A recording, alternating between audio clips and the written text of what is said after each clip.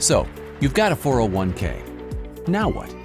Even if you leave the heavy lifting to the brainiacs at Guided Choice, it's a good idea to know how investing works. And if you're the do-it-yourself type, you need to understand how to invest appropriately. Don't worry, we're not going to show you tons of math. All you need to know to get started is that there are three big types of investments called asset classes: stock, bonds, and cash. Stock is just ownership in a company. There are many ways to classify stock. Two major ones are size, called market capitalization, or CAP, and company location. Each classification has its own typical level of risk. Large cap stocks include the 500 biggest companies in the U.S. Apple, Walmart, Disney, Ford, McDonald's. Ever heard of the S&P 500 or blue chips? Same thing. Keep in mind, all stock is risky, but these are generally considered the least risky. Mid-cap stocks include roughly the next 400 companies by size, smaller but still fairly well established. They're considered riskier than large cap. Following large cap and mid cap, take the next 2,000 companies and you've got small cap stock. While they have potential for greater growth, they also have the greatest risk. Then there's international stock, ownership in companies located in developed nations outside the U.S., like BMW in Germany and Sony in Japan. They carry about the same level of risk as U.S.-based large cap stocks. The highest level of risk is found with emerging market stock. This is stock in companies located in developing nations like India, Mexico, and Russia. There are two ways to make or lose money in the stock market. You see, when you own a stock, you actually own a piece of a company, and as the value of that company increases, the stock price goes up. But if the value of the company goes down, the stock price goes down too. These fluctuations determine the amount of profit or loss. Another way to make money is when the company shares its yearly profit with you in the form of a dividend. Stock prices can go up or down dramatically for all kinds of reasons. As a result, stocks are the riskiest types of investment in your plan. But over a long time, they can also be the most rewarding. Next up, bonds. Bonds are just a loan to a company or government. They borrow by selling a bond, which is simply a promise to repay the buyer in a fixed number of years at a fixed interest rate.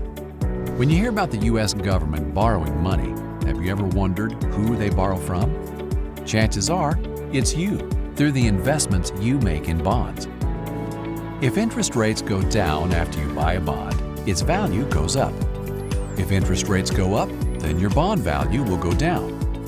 How much the value goes up or down with a change in the interest rate depends on how long the bond is. The longer the bond, the more risk, as the more the value will go up or down with interest rate changes.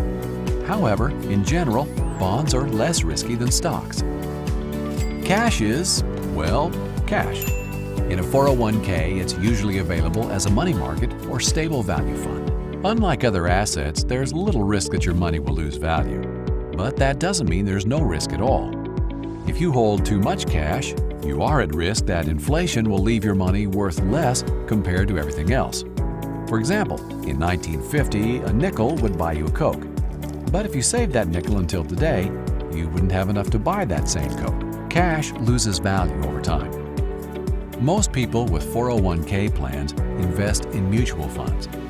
These hold many different individual stocks or bonds chosen by professionals for a given level of risk and potential reward.